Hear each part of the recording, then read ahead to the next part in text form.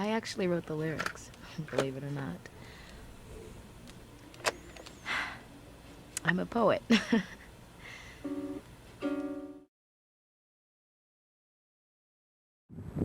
It's it's been a while, huh? So apparently we're already in the late throes of December somehow, at least at the time of recording, and the end of the year is fast approaching. And with the new year comes all sorts of things, hopes, dreams, and of course introspection and anxiety. And these sorts of worries get compounded all the more when it ain't just a new year, but a whole new decade, or century, or a whole new millennium. When the latter happens, that sort of thing is followed by end of the world sorts of scenarios. Computers are gonna fuck up, banks are not gonna know who you are, planes will fall out of the sky, and other not great stuff. Stuff that was supposedly gonna happen at midnight, January 1st, 2000. Real crazy. The 1900s was a pretty eventful century, so much so that folks probably imagined a suitably eventful end to it. And while it wasn't as bombastic as some decades prior, the 1990s was an interesting decade-long bookend to not only 1,000 years of human history and progress, but the start of the transitional period from the analog era to the digital one we currently live in. By the time 99 turned to double zeros, a lot of impactful things went down.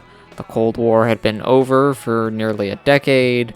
Japan, once thought of as an economic titan and was seen as a potential threat to the US in the 1980s, was going through a period of financial stagnation that lasted till 2001, which would later be referred to as the Lost Decade. Hong Kong was returned to China in 1997 after 99 years of additional British colonial rule.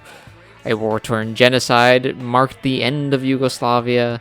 Bill Clinton's victory in 1992 cemented the New Democrats' ideal of being laughably useless centrists as the dominant ideology of the party, and that still persists to this day. And the internet, while existing in some form since the 1960s with the US Defense's ARPANET, really became a sort of household thing, connecting millions of people from across the globe. Now, any weirdo with a phone line could spout their wild shit for all the world to hear, and not just folks at the bus stop. So yeah, basically a lot of shit happened, a lot of shit was happening, and who knows what shit was going to happen.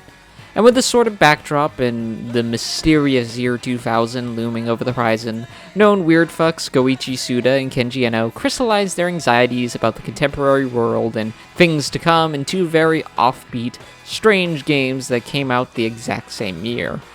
And we're going to cover them both because, new year, we established that, keep up, and because I want to make sure no one ever watches my shit. And, I really think with this one, I'm going to make Petite Tube stardom.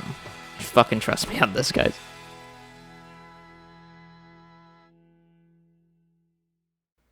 Also, future Devin here, looking at the script, I realized I actually didn't write a transition thing to the next point, so yeah.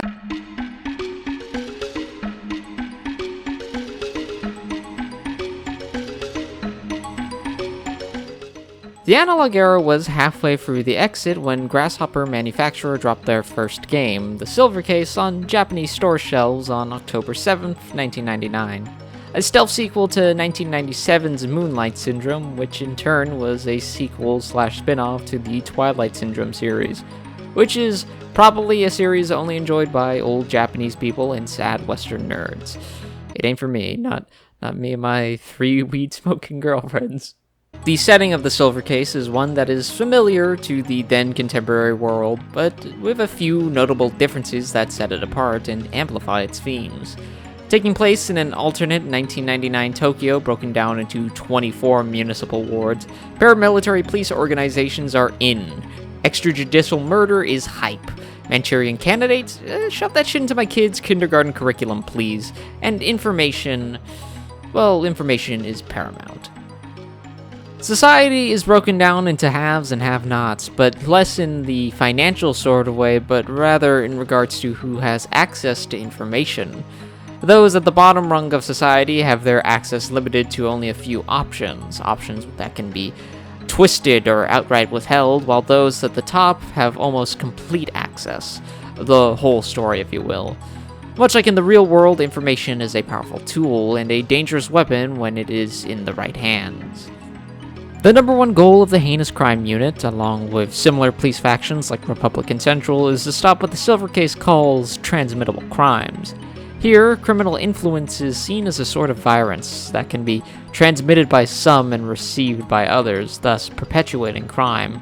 And to tackle this problem, the HCU resorts to wiping out criminals and their influence at their supposed source, through that extrajudicial murder thing we talked about earlier.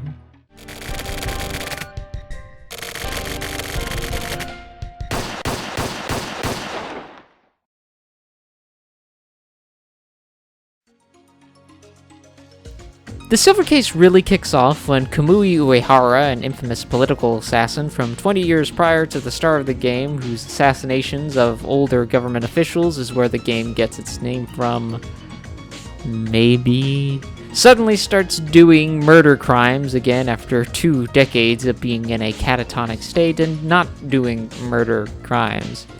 Dude amasses a sort of cult-like following thanks to the internet, that new thing where kids go to become based and watch hidden cam porn and venerate criminals and go down the message board to IRL terrorist pipeline. Soon even fringe websites and whack job conspiracies start to gain a sort of mainstream acceptance with large swaths of the public. Luckily that couldn't happen in real life. And, wacky crime shit ensues. The game is split into 2 stories that sort of intertwine with each other called Transmitter and Placebo. In the former, you play as a mute man named Akira, or whatever you want him to be named, as the game actually allows you to choose. Akira was originally working for a SWAT-like group known as Republic before most of his team was murdered, and now works for the Heinous Crime Unit alongside a bunch of unsavory, shitty people like Murder Dad Kusabi, Hot Twunk Sumio, Quizboy Morikawa, and his, normal, switched-on, well-adjusted girlfriend Chizuru, Old Fuck Kotobuki, and Discord moderator Nakatagawa. With your gaggle of deranged flatfoots, you are assigned to cases that turn out to be a bit more connected to one another than they might initially seem, and soon uncover a conspiracy that lies at the heart of both the Silver Case of 1979 and the establishment of the 24th Ward, and maybe even your own past, who knows, shit's wacky. In the other story sections, you play as Tokyo Morishima, a freelance journalist assigned to investigate and report on Kamui, and through this, Tokyo has a fair few run-ins with folks at the HEU, and while it might seem like he's an outsider looking in, it turns out the journo might actually be a bit more involved with what's going on than he could have even imagined. Much of Tokyo's scenario takes place in his room, with him emailing his friends and potential leads, going into chat rooms, surfing the web, and writing personal memos to himself. It's a lot less exploratory than Transmitter's portions, and I can see why some might find it slow and dull, but Placebo was actually my favorite of the 2, largely due to how well-written and likable Tokyo is as a character. Dude's just a dude, and the scenario is pretty grounded in reality, so when stranger stuff does start to rear its head, it's all the more compelling in my opinion. Plus the dude's got a fucking cute turtle named Red, so what more can I say about that?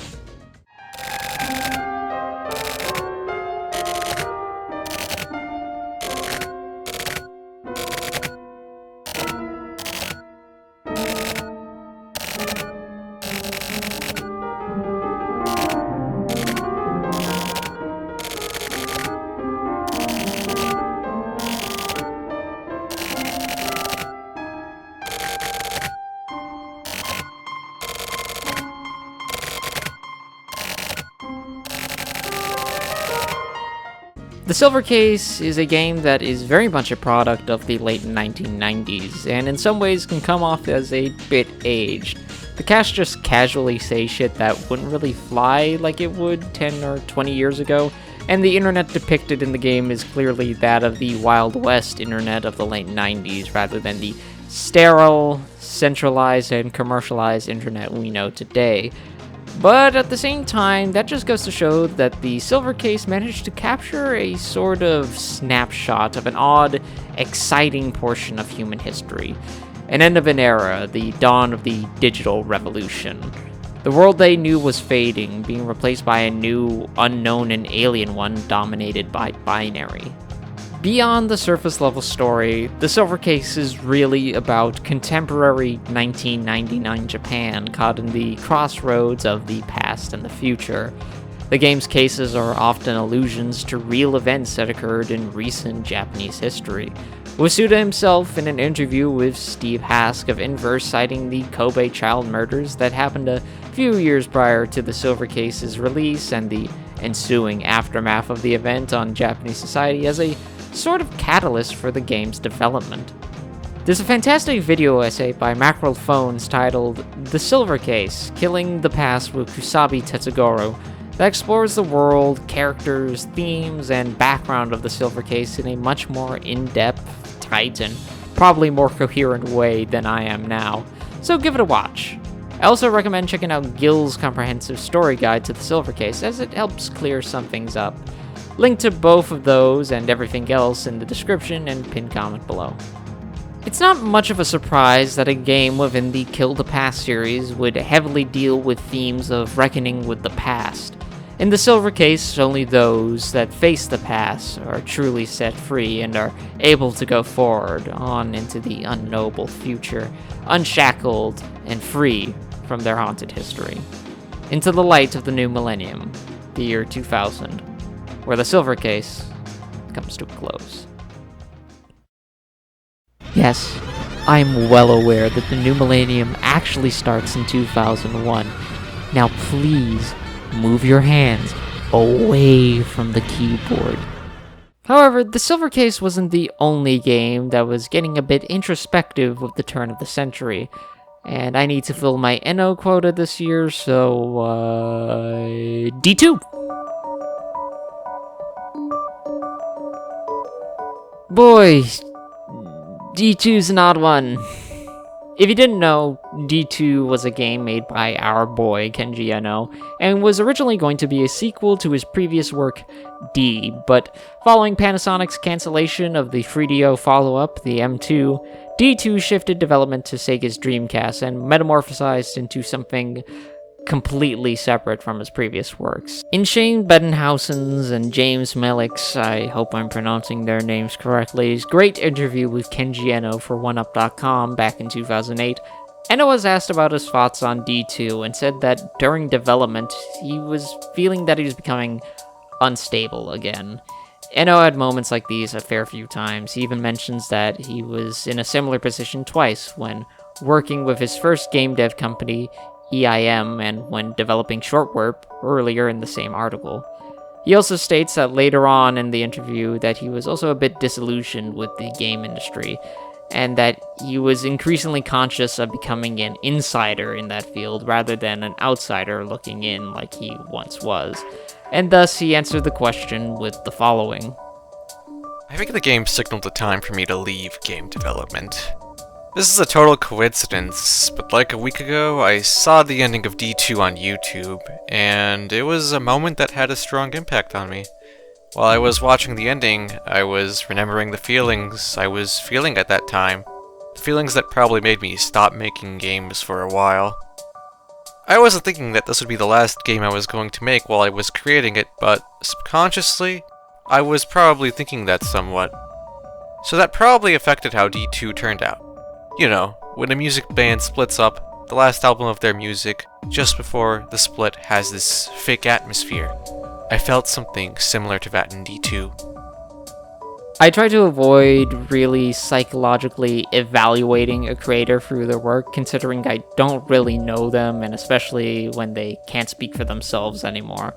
I just think it's bad practice. But I will say that Eno's answer in this interview sort of explains why D2 is the way it is. See, D2 probably has one of the most gonzo narratives of any game I've played, with some of the more odd stuff presented in it, notably Kimberly's clones or the prehistoric angels subplot straight up not really being explained or elaborated on much at all. I addressed this in my previous video about D2 that I published nearly 3 years ago, Jesus Christ, and I still stand by a lot of what I said in that video, but back then I sort of dismissed D2 story as a sort of meandering, albeit engaging exercise in nonsense, which I don't fully stand by anymore. I had a really perfunctory examination of the story there, and some parts I think I openly admit to not really paying attention or not fully grasping what was going on, which is a really good indicator as to the quality of the person you're watching. Admittedly, in some aspects, like the ones I mentioned above, I still don't get certain parts of it, though I don't think anyone does. So, while I think D2 fumbles the ball in a few places, and I think the narrative only fully made sense to Enno himself at the time, I do think it has something to actually say.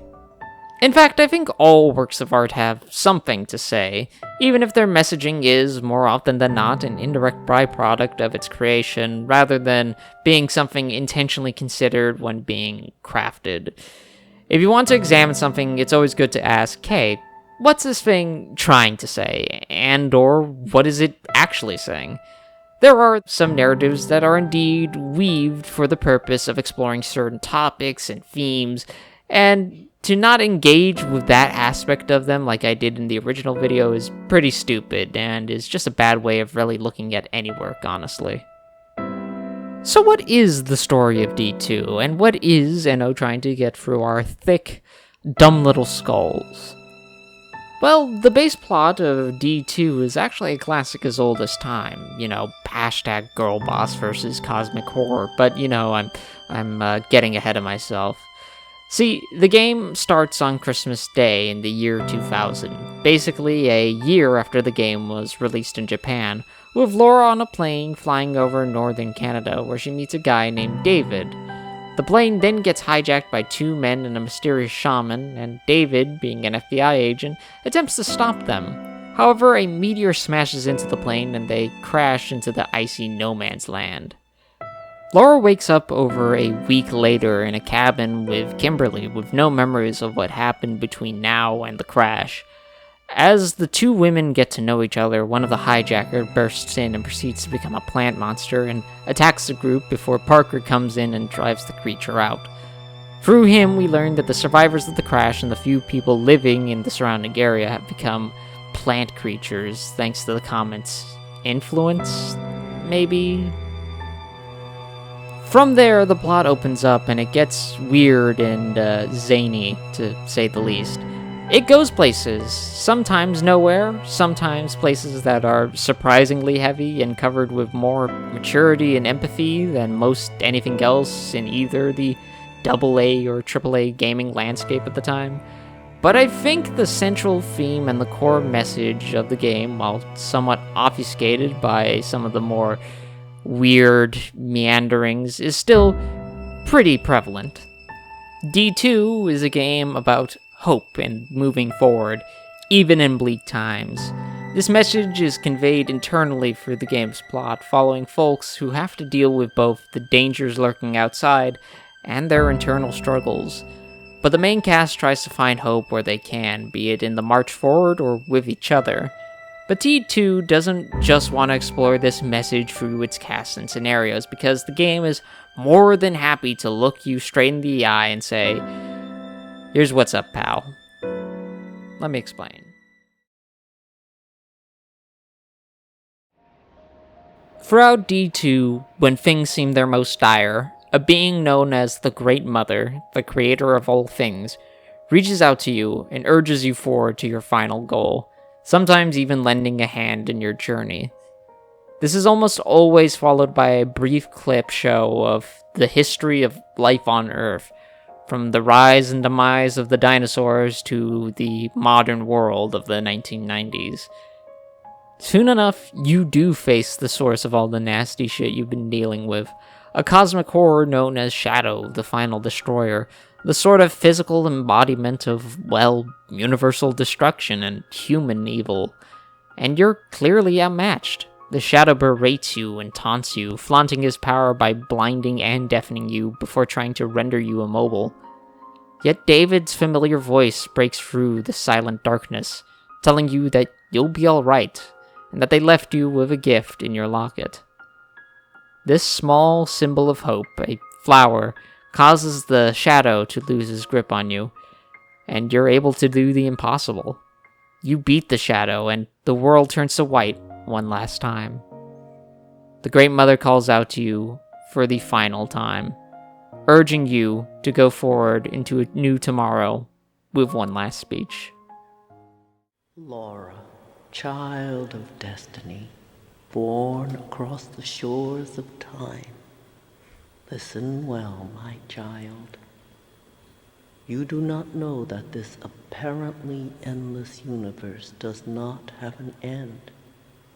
That time, so infinite to misleading senses, will one day stop. You know so little, for you are but a child, a newborn. You must journey forth again, and this voyage will be far longer and much more terrifying. Now is the time to find him. Do you remember? Do you remember the name of the one who saved you? It was he who safeguarded your soul. Go and find him, and thus forge that power at last into one. Laura, my child, call his name. Speak his name, so that all lives and all that will be born shall be saved. Call him and recreate yourself as you were meant to be. Now, Laura. David. You are then sent back in time, not to Christmas of 2000, where the game originally started, but to December 31st, 1999, a few minutes before New Year's. Laura wakes up to find herself in a bookstore where she finds a book written by her friend, Kimberly, who is now seemingly a published author. Laura drops her locket, and none other than David is there to pick it up. He chats with Laura for a bit, mentioning that he thinks he recognizes her, and with noticing the book she's holding, he states that he really enjoys Kimberly's works, and that they are filled with hope and a love for life. The two walk outside as they notice snow starting to fall, and David says his goodbye. But before he walks off, Laura shouts his name and embraces him as the whole of Times Square counts the seconds down to the new year. As the year 2000 arrives, we pan away from the two, and the game fades to black. But that's not where D2 ends. The game then shows us a more complete, uninterrupted montage of the history of the world. Milestones in human achievement and terrible tragedies alike are shown throughout, from horrific evil to great good. This then finally culminates in a flash of pictures of different children from around the world, and one last shot of the globe.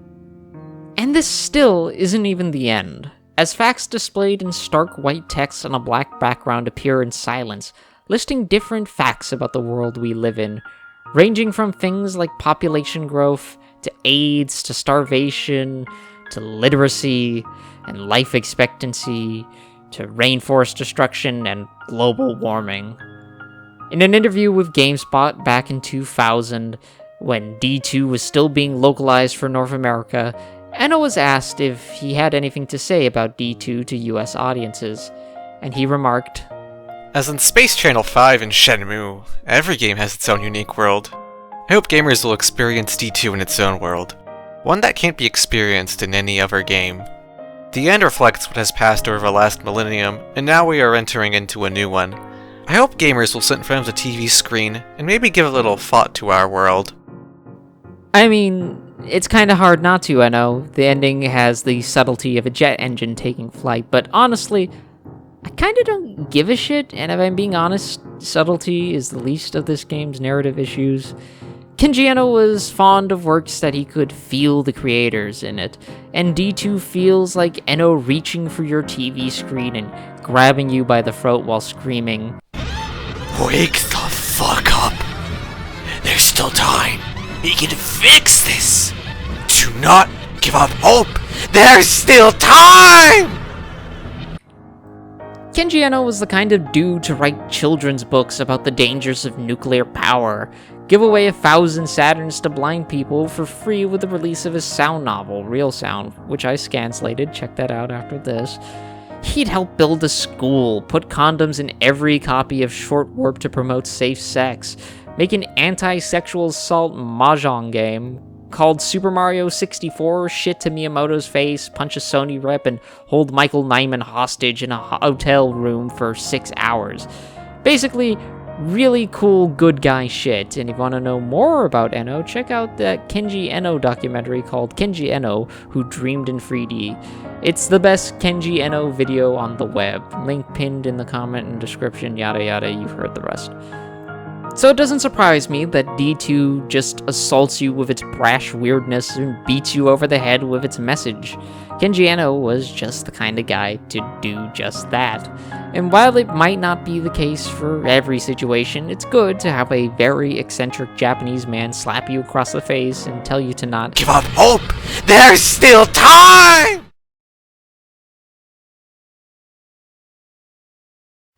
Fun fact, by the by.